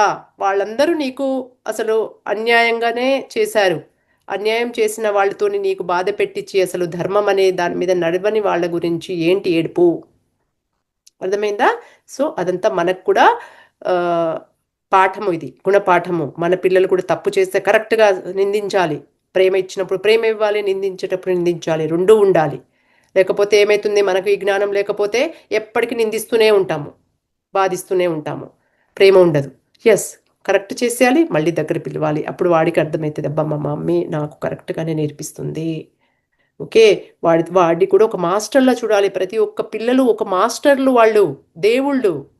ఇష్టం వచ్చినట్టు చేసేసి ఇష్టం వచ్చినట్టు పెంచేసేస్తాడంటే దాని యొక్క పర్యవసారము మనము భరించాల్సి వస్తుంది. అందుకే అన్ని బాధలు మనకి తెలియక చేసేసాము. ఇప్పుడు తెలిసి చక్కగా అందుకే పత్రి సార్ చిన్న పిల్లని కూడా మాస్టర్ అంటాడు. చాలా గౌరవము. దాంట్లో ధ్యానం చేసి చిన్న చిన్న పిల్లవాడు అంటే మనకు దేవుడు. అమ్మ, వాళ్ళు మన పిల్లలు ధ్యానం చేస్తున్నారంటే అమ్మో నా గురువు వచ్చేసాడు నా జీవితంలోకి అన్నంత కృతజ్ఞతతో ఉండాలి మనము. ఓకే, సో సో శోకించిన, తప్పు చేసిన దగ్గర క్షమించేదే లేదు, చెప్పాలి కరెక్ట్గా, ఇది రాంగ్, ఏమన్నాను, నువ్వు తిట్టుకో కొట్టుకో, బట్ ఇది కరెక్ట్ కాదు. ఓకే, అలా. సో శోకింపబడి గురించి ఎందుకు శోచిస్తున్నావు? సో తాత్పర్యం ఎలా ఉంది అంటే, దేనికోసం దుఃఖించకూడదో దానికోసం దుఃఖిస్తూ పైపెచ్చు పెద్ద అందరిలా మాట్లాడతావేంటి అంటే, ఒక పైననేమో ఓ నేను యోధుణ్ణి, నేను చేసేస్తాను, అది ఇది మాట్లాడాడు యుద్ధంకి వచ్చే ముందు. ఓకే చలో మనకి ఆ ధర్మమే నెగ్గాలి, అందుకే కొందరు మాట్లాడతారు హాయిగా. ఆడికి వచ్చినప్పుడు చూపి అంటే చూపించరు. ఎందుకు చూపారు? ఎందుకంటే వాళ్ళ అనుభవ జ్ఞానం లేదు. అనుభవం ఉన్నవాళ్ళు చూపిస్తారు. అనుభవం జ్ఞానం లేకపోతే అక్కడ వస్తుంది ఆయనకి అనుభవం. ఓ మై గాష్ ఇదా అని చెప్పి అప్పుడు టప్పున పడిపోతాడు. ఎక్కడో ఒక దగ్గర అనుభవం జ్ఞానం రావాలి కదా. కాబట్టి ప్రతి ఒక్క పరిసరాలు మనకి అనుభవం నేర్పిస్తుంది. నేర్చుకోవడానికి సిద్ధంగా ఉండాలి. ప్రతి ఒక్క మనుషులు మన జీవితంలో నేర్పించడానికి, మనం నేర్చుకోవడానికి సిద్ధంగా ఉన్నప్పుడు మనకు పెద్ద పెద్ద పరీక్షలు వస్తాయి, పెద్ద పెద్దగా పైకి ఎక్కుతాము. మనం అనుకుంటాము అమ్మో ఇదేదో బాట ఏదో ఉంది, ఒకటి నేర్చుకోగానే ఇంకోటి వచ్చి పడుతుంది ఏంది అంటాము. మరి పైకి ఎదగాలి కదా. మరి పెద్దగా ఎదగాలంటే పెద్ద పరీక్ష ఉండాలి కదా. దాంట్లో తప్పేముంది? లేకపోతే నువ్వు అక్కడికే ఉంటావు. సో అది. సో ఈ నెక్స్ట్ కూడా పెద్ద పరీక్ష వచ్చింది. ఎందుకు అంటే ఆయన పెద్ద అనుభూతి చెందాలి ఆత్మస్థైర్యాన్ని ఈ యుద్ధ ఘటనంలోనే నేర్చుకోవాలి. ఎందుకంటే ఆ యుద్ధం యొక్క అనుభూతి వేరే దగ్గర ఎక్కడ చేయలేరు కదా. అక్కడ ఇంట్లో చేసింది వేరు, యుద్ధంలో ఇంతమంది యోధుల మీద చేయడము ఒకటేసారి అనేది ఇంకా పెద్ద అనుభూతి. మనది మంచి అనుభూతే కదా. అంటే అది పాప మనని కూడా నిందించదు, ఏందయ్యా అట్లా పడిపోయినావు అంటే, అవును ముందు ధైర్యం ఉంటే బాగానే ఉండి ఇక్కడ అసలైన అనుభూతి చెందుతాడనమాట. సో ఆయనకి కృష్ణ పరమాత్ముడు ఆయన రెడీ ఉన్నాడు. ఎప్పుడైతే శిష్యుడు రెడీ ఉంటాడో గురువు తన జీవితంలో వస్తాడు. ఎప్పుడైనా మనం రెడీ ఉంటేనే గురువు వస్తాడు, అంతేగాని గురువు రెడీ అయ్యి నన్ను గురువు పిలవట్లేదని కాదు. మనము గురువు అంటే ఈ ఈ జ్ఞానం కూడా గురువే, ఈ ప్రతి ఒక్క మనుషుడు గురువే. నీకు జ్ఞానం ఎప్పుడు వస్తుంది? నువ్వు రెడీ ఉండాలి కదా. మరి నువ్వు రెడీ తీసుకోవడానికి రెడీ లేనప్పుడు నీ జ్ఞానం ఎందుకు వస్తుంది చెప్పండి? అర్థమవుతుందా? అది కాబట్టి ప్రతి ఒక్కరూ రెడీగా ఉండాలి, ఓపెన్ చేసుకొని. గుడ్ జాబ్ రాధాకృష్ణ గారు, మీరు చక్కగా వింటున్నారు. సో అదనమాట. సో దేనికోసం దుఃఖిస్తున్నావో దానికోసం దుఃఖిస్తూ, అందరిలా పెద్దగా మాట్లాడతావేంటి అయ్యా అర్జున అని అంటున్నాడు. పండితులైన వాళ్ళెవరూ కూడా సజీవుల గురించి కానీ విగత జీవితుల గురించి కానీ ఏ మాత్రం దుఃఖించరు సుమా. ఓకే. సో పండితులు అంటే పెద్దగా అనుభవ జ్ఞానం ఉన్నవాళ్ళు, వాళ్ళెవరి గురించి కూడా సజీవుల గురించి కానీ విగత జీవుల గురించి కానీ మాత్రం దుఃఖించరు. ఎందుకంటే మనము ఈ సజీవ విగతాల కంటే పైన కదా ఉన్నది. సో సజీవ దీవుల్ని కూడా మనము ఒక మాస్టర్లా చూస్తాము, వాళ్ళు చనిపోయిన వాళ్ళు కూడా ఒక మాస్టర్సే. ఎందుకంటే మనము ఆత్మతో ఉన్నాము, ఆత్మతో ఉన్నప్పుడు మనకి అందరూ సమానమే. మనం ఇప్పుడు ఆత్మతో ఉండమంటే చనిపోయినాక మనము ఆ ఆత్మస్థితికే వెళ్తాము. ఇప్పుడు ఆ స్థితిలోనే ఉన్నాము, కాకపోతే ఈ బాడీ, ఈ శరీరము, ఈ మనసు ఉంది కాబట్టి దాంతో అనుభవం చెందుతున్నాము. ఎంత చక్కటి ఆత్మతో ఉన్నప్పుడు ఎంత చక్కటి అనుభూతి చెందాలండి మనము, అవునా కదా? సో చక్కటి అనుభూతి తెచ్చుకోవడానికి ఈ శరీరము మనసు అనేది తెచ్చుకున్నాము. సో దాన్ని ఉపయోగించు అని చెప్తున్నాడు అనమాట. సో పండిత అంటే ఆత్మజ్ఞానం పొందినవాడు, అనుశోచించి దుఃఖించరు. ఓకే.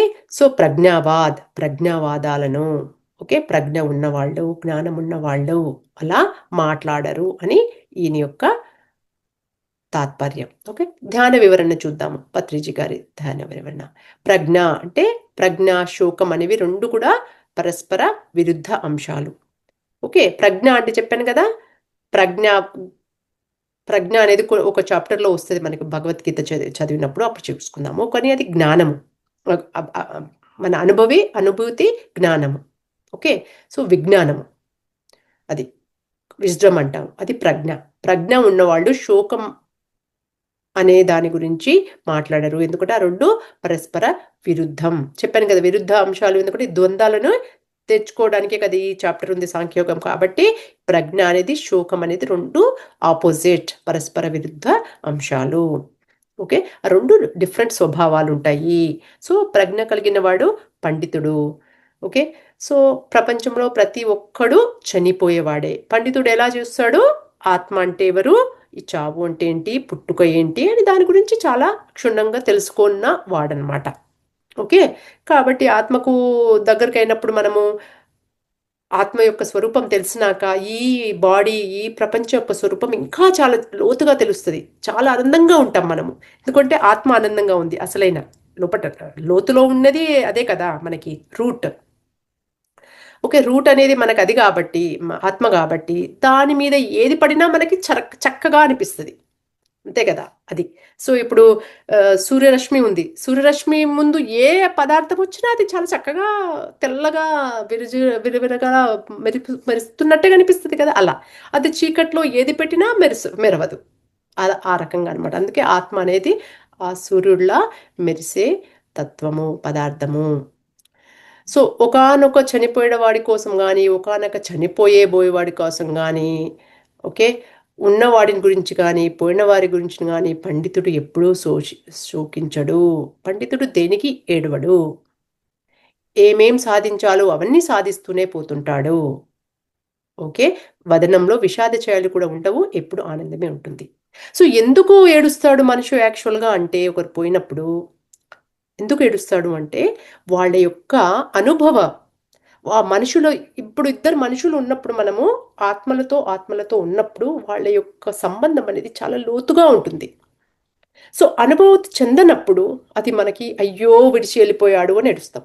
అదే ఇద్దరు మనుషులు ఉండి వాళ్ళు చాలా లోతులుగా మనము సంబంధం ఏర్పడినప్పుడు పిల్లలే కానీ హస్బెండే కానీ తల్లిదండ్రులు కానీ మనం చేయాల్సిన సేవ చేసి మనం నేర్పించాల్సింది నేర్పించి వాళ్ళ దగ్గర నుండి నేర్చుకోవాల్సింది నేర్చుకొని చక్కటి అనుభూతి చెందామనుకోండి, వాళ్ళు వెళ్ళినప్పుడు మనము సాధారణంగా సాగదింపుతాము. అమ్మా నేను నేర్చుకున్నాను, నాకు ఇంత చక్కటి అవకాశం ఇచ్చావు, నేను చాలా ధన్యుణ్ణి నీ జీవితం నుండి, నువ్వు ఇప్పుడు నెక్స్ట్ ప్రయాణం సాగించు అని అని మనకు ఉంటుందా లేదా? ఇప్పుడు ఫర్ ఎగ్జాంపుల్ మనము ఒక చుట్టాలింటికి పోతాము. అక్కడికి వెళ్ళి ఆ చుట్టాలు సరిగ్గా చూడక, నువ్వు సరిగ్గా చూడక, లేకపోతే వాళ్ళతో అటాచ్ అయిపోతాము. నేర్చుకోవాల్సింది నేర్చుకోక, వాళ్ళు ఇచ్చిన తిండి తినుకుంటూ రావాలంటే అయ్యో ఇంటికి వెళ్ళి వండుకోవాలా అబ్బా అని బాధేస్తూ ఉంటుంది.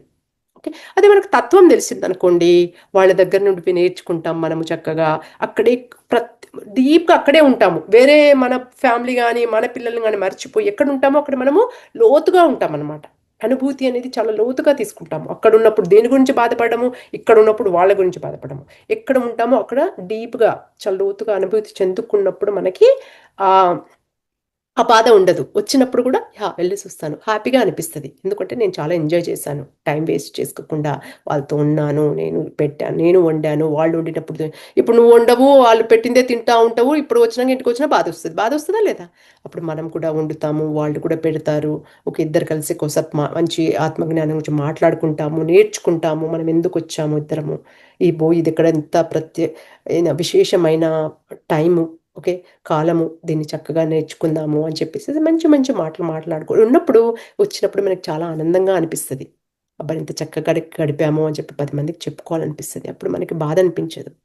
ఎందుకంటే ఇక్కడికి వచ్చినాక ఇక్కడ ఉంటుంది, ఫ్యామిలీ ఉంటుంది కదా, ఇక్కడ మళ్ళీ అలాగే స్టార్ట్ అవుతాము. ఓకే, కాబట్టి సగం సగం ఉన్నప్పుడే ఈ బాధలన్నీ. కాబట్టి సగం సగం ఉండకూడదు. ఎక్కడ ఉంటున్నామో అక్కడ పూర్తిగా ఉండండి, పూర్తిగా జీవించండి. అందుకే ఇక్కడ కూడా మనుషులు ఉన్నప్పుడు మనం పూర్తిగా జీవించామనుకోండి, అప్పుడు మనకి చక్కగా మనకి వాళ్ళు వెళ్ళినా కానీ మనకి బాధ అనిపించదు. ఓకే, వాళ్ళ ప్రయాణానికి నెక్స్ట్ దానికి వెళ్ళారు, వాళ్ళు వచ్చిన దానికి వాళ్ళు వచ్చారు, నాకు నేర్పించారు, వాళ్ళు వెళ్ళిపోయారు. ఓకే, అదొకటే మనము ఆలోచిస్తాం. అది ఫ్రెండ్స్, అందుకే మనకు బాధ ఉంటుంది. ఎందుకంటే సరిగ్గా గడపము. ఆత్మజ్ఞానం తెలిస్తేనే వాళ్ళతో చక్కగా ఏం నేర్చుకోవడం, లేకపోతే ఏం నేర్చుకోవడం. కానీ ఆత్మకు తెలుసు, రెండు ఆత్మలకు తెలుసు మనం ఇక్కడ వచ్చింది ఒకరి దగ్గర ఒకరు నేర్చుకోవడానికి. కానీ వాడు ఆ ఆత్మ జ్ఞానం వరకు వచ్చి నేర్చుకుంటే కదా. ఓకే, ఎందుకు నేర్చుకోరు అంటే వాళ్ళ ఆ బీజాలు ఆ వాసనలు చాలా లోతుగా ఉంటాయి, చాలా డీప్గా అవే వస్తుంటాయి. ఓకే, ఇప్పుడు ఒక సిగరెట్ తాగేటోడుకు డీప్గా ఉంటుంది, వాడికి తెలుసు చచ్చిపోతావని తెలుసు, అందరు చెప్పి పోతా కానీ నేను ఇదైతే వదలను. అంత లోతులో ఉంటుంది వాళ్ళకి. ఓకే, వాళ్ళతోని కొంచెం ప్రేమగా ఎలా బయట తీసుకురావచ్చు మరి వాళ్ళతోని? అదేనా మరి వాళ్ళ మార్గము? అది అలా లోతుగా ఉన్న బీజాలను తీసుకొని అలాగే చచ్చిపోవాలా? మళ్ళీ వాడు చచ్చిపోతే ఏమవుతాడు? మళ్ళీ వస్తాడు అదే తీసుకొని. అప్పుడు ఏం చేయాలి? మనం ప్రేమ ఇవ్వాలి. ఓకే బాబు, నో ప్రాబ్లం, నువ్వు ఎక్కడి నుండి, మనకు అర్థమైతే కదా. ఆత్మజ్ఞానం వస్తే మనం వాడికి సరిగ్గా నేర్పిస్తాం. అవును తెలుసు, నువ్వు ఎందుకు నేర్చుకుని, నీ ప్రాబ్లం కాదది. నీకు ఆ వాసనలు ఎక్కడి నుండో ఇచ్చారు, పోయిన జన్మలదో తల్లిదండ్రులో, నీది కాదు ఇది. ఈ వాసన ఆ పూర్వీకుల నుండి వస్తుంది. ఆ పూర్వీకులందరికీ కూడా తెలియదు పాపం, వాళ్ళు ఏం చేస్తారు వాళ్ళకి తెలియదు. అలా అలా అలా ఆ అజ్ఞానం అనేది పెరిగి పెరిగి పెరిగి ఇక్కడికి నీకు వచ్చింది, అది నీది కాదు. ఓకే, కాబట్టి నేను నీతో ఉంటాను, నీకెప్పుడు సహాయం చేస్తాను. ఓకే, సో నువ్వు దానికి రెడీ ఉంటే నేను నీకు చాలా నేను కూడా తీసుకెళ్తాను ముందుకి అని చెప్పి అలా మనము ఆత్మధైర్యం ఇవ్వాలి. అంతేగాని తిట్టుకుంటూ కొట్టుకుంటూ చేయడం కాదు. అంతే కదా, అందరి లోతులుగా ఉండేది వాళ్ళు. ఇప్పుడు నాన్ వెజిటేరియన్ ఉంటారు, వాళ్ళు తీసేయరు. ఎందుకంటే లోతుగా ఉంటాయి వాళ్ళకి రోజు రోజు చెప్తూ ఉండాలి. ఇది కాదు అసలు యాక్చువల్గా ఎలా వచ్చింది అని చెప్పి. అది మనకు బాగా ఉంటే మనం చెప్తాము ఎక్కడి నుండి వచ్చిందని. మన ఆది మానవుల నుండి తీసుకురావాలి స్టోరీ, అక్కడి నుండి ఈ రకంగా వచ్చింది. కానీ ఇప్పుడు మనము పురోగతి చెందుతున్నాం కాబట్టి, ఇప్పుడు మళ్ళీ మనం సత్యయుగానికి వెళ్తున్నాం కాబట్టి ఇది మంచిది కాదు. అప్పుడు ఓకే, అప్పుడు దేశకాల పరిస్థితుల వల్ల తిండి లేదు కాబట్టి వాళ్ళు తిన్నారు. కానీ ఇప్పుడు మనకు అన్నీ ఉన్నాయి, మనం ఇక్కడ బాటకి వెళ్తున్నాం. ఇప్పుడు ఈ బాటకి వెళ్ళి మళ్ళీ ఇదే చేస్తే ఏం చేస్తావు? ఇంకా నువ్వు వెనకకే వెళ్తావు. ఇది అందరూ సృష్టి అంతా ఇటుపోతుంది, నువ్వేమో ఇటుపోతున్నావు. మరి నీ ఇష్టం. మళ్ళీ వచ్చినప్పుడు మళ్ళీ తీసుకొని రావాల్సి వస్తుంది. ఇది నువ్వు డిసైడ్ చేసుకొని అలా కొంచెం ఆత్మజ్ఞానం స్లోగా బోధ వచ్చి వాళ్ళకి వినేటట్టు చేసుకొని చేయాలి. చాలా మంచి సంబంధం తెచ్చుకొని నేర్పించాలి. ఎవరికైనా నేర్పించేటప్పుడు ఉట్టుట్టుగా చెప్తే కాదు. సంబంధం ఫస్ట్, వాడు ఆత్మే, వాళ్ళు ఆత్మే, నేను ఆత్మ అంటే ఫస్ట్ సంబంధం కుదుర్చుకోండి. ఆ భావాలు తీసేసి మంచి భావాలు సంబంధం కుదుర్చుకున్నాక ఆ ఆత్మ ఆత్మ ఆత్మ మాట్లాడుకునేటట్టు అయినప్పుడు వాళ్ళు వింటారు. ఓకే. సో ఏమేం సాధించాలో అవన్నీ సాధిస్తూనే పోతుంటాడు. వదనంలో విషాద ఛాయలు కూడా ఉండవు. ఎప్పుడు ఆనందమే ఉంటుంది. ఈవెన్ బాధలో కూడా విషాదం ఉండదు. ఓకే. బాధ అనేదే ఉండదు తర్వాత వాళ్ళకి. ఈ బాధలు వస్తున్నా తెలుసు, ఇవన్నీ నేను పోయిన నుండి కర్మలు తెచ్చుకున్నాను కాబట్టి వస్తుంది, కానీ అది కాదు, నేను దాన్ని ఇప్పుడు దాడడానికి కదా నేను చేస్తున్నా. అది వస్తూ ఉంటుంది, కానీ నేను దాని దగ్గరికి ఉండాలా, ఇటు ఉండాలా? అది వస్తుంటుంది, ఇటు ఉండాలి. అప్పుడే కదా అది పోతుంది. అటు ఉంటే అటే వస్తుంది, గుంజుతుంది. కర్మ కర్మ థియరీ కదా ఇది. అర్జునుడు ఒక పక్కన తన బంధువులు, గురువులు యుద్ధంలో చనిపోతారు అని ఏడుస్తున్నాడు. ఇంకొక ప్రక్కన రక్తపాతం ఎందుకు చేయాలి అని భిక్షాటన చేసి బ్రతుకుతాను అని గొప్ప గొప్ప మాటలు మాట్లాడుతున్నాడు. ఓ, ఎందుకు యుద్ధం చేయాలి, నేను భిక్షాటన అయినా చేసుకొని బతుకుతాను, ఆ స్థాయికి వచ్చేసాడనమాట. ఓకేనా. ఎందుకంటే నాకు అసలు ఇది చంపాలని లేదు, నేను చాలా బాధలో ఉన్నాను, నేను వెళ్ళిపోతాను, నాకు ఏమీ అవసరం లేదు, ఈ రాజ్యం అవసరం లేదు, నాకు ఇదేం అవసరం లేదు, నేను బిచ్చమెత్తుకొనన్నా బతుకుతా అంటే అంత పెద్ద యోధుడు, దేశం కోసం, ప్రపంచం కోసం నిల్చోవాలి కదా వాళ్ళు. అతను అన్ని అన్ని విద్యలు నేర్చినవాడు, కానీ అతను ఈ రకంగా మాట్లాడాడు. సరి అయిందేనా ఆ మాటలు చెప్పండి? కాదు. సో అది చెప్తున్నాడు అనమాట ఇక్కడ. అంత అలా భిక్షాటన చేసి కూడా బ్రతుకుతాడు అని గొప్ప గొప్ప మాటలు మాట్లాడుతున్నాడు. అంటే ఒక ప్రక్కన శుద్ధ పామరుడిలా ఏడుస్తున్నాడు, ఇంకో ప్రక్కన పండితుడిలా మాట్లాడుతున్నాడు. ఓకే. దేనికైనా ఏడ్చేవాడు పామరుడు, దేనికి ఏడవనివాడు పండితుడు. ఓకే. సో పండితుడు అంటే ఆత్మశాస్త్రం అవగత చెందినవాడు, పామరుడు అంటే ఆత్మశాస్త్రం ఏమాత్రం ఎరగనివాడు. ఓకే. అసలు అందుకే పామరుడు పండితుడు గురించి ఈ శ్లోకం వినిపిస్తుందన్నమాట. ఓకే. సో చాలా చక్కటి శ్లోకము. Okay friends. సో ఈ రోజుకి ఈ 2 శ్లోకాలతో మనము ముగిద్దాము. సో చాలా లోతు అయిన టాపిక్, వీటిని గురించి ఎంత మాట్లాడినా మన జ్ఞానము తక్కువే. కాబట్టి థ్యాంక్ యూ సో మచ్. మీ అందరూ చాలా చక్కగా విన్నందుకు చాలా ధన్యవాదాలు. అండ్ నాకు కూడా ఆ ప్రకృతి, ఆ పరమాత్మ, పత్రిజీ అందరి ఆశీస్సులు ఉండి నాకు కూడా జ్ఞానం చెప్పే అవకాశం కలిగింది. మీ అందరికీ ధన్యవాదాలు.